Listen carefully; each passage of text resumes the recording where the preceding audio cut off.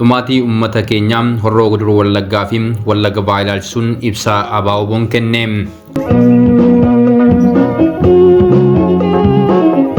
Daangaalee Oromiyaa ijaarsa hundaan addatti horroo guduruu Wallaggaa fi Wallagga Bahaa keessatti dhiiga uummata Oromoo qulqulluu dhangalaasuun godaannisa bara Abiy Ahmed Oromoo mudate keessaa isa tokkodha. Dhiyeenya kana guyyaa Adoolessa 4 2026 humni yartuun dhiiga Oromoo dhangalaasuun amala godhatte faannoo Wallaggaa ofiin jettu kan Abiy Ahmedii fi Shimallis Abdiisaa hidhachiisan gandoota aanaa Abee Dongoroo 4 seenuun mana abbootii Oromoo 180 gubdee daa'ima ji'a 3 dabalatee namoota nagaa haala suukanneessan ajjeesuu fi loon 100 uffatee deemuun ni yaadatama. Guyyaa lama booda humni raayyaa ittisa biyyaa achi jiru gantuu shanee moosisaa tokko waliin haloo baanaa jechuun ganda Arusee seenuun qotee bulaa Amaaraa naannoo sana jiraatu 200 mana irratti gubanii jiru. Abiy fi Shimallis naannoo Amaaraa keessatti waraanaa fi dirooniin faannoo lolaa jira kan jedhu addi bilisummaa Oromoo ABO'n haa ta'u malee humna badii faannoo Wallaggaa jedhamtuun kan ammoo kaambii itti of leenjistuu fi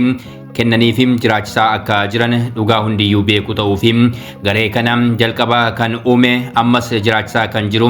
Abiy Ahmedii fi Shimallis Abdiisaa akka ta'e dhugaa uummanni keenya dubbachuu fi afaan qawween lugamamee jirudha jedha ibsi addichi baase.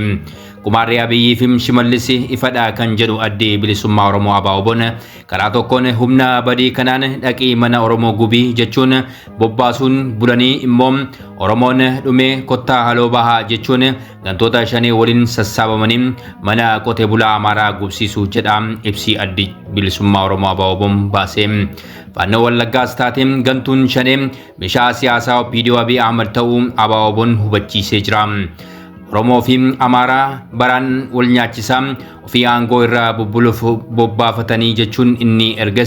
ergamtuun ishees diina Oromooti jedha addichi ibsa baaseen. Furmaanni waaraa Oromoon saboota waliin wal qabatee Abiy Ahmediin ofirraa geggeessuudha kan jedhu addi bilisummaa Oromoo ABO'n hagasitti humnoonni Amaaraa hunduu garee Oromiyaa keessaa maqaa Amaaraan socho'u kamirraayyuu akka of qusattan waamicha isiniif dhiyeessina jedha ibsi ajajaa olaanaa ABO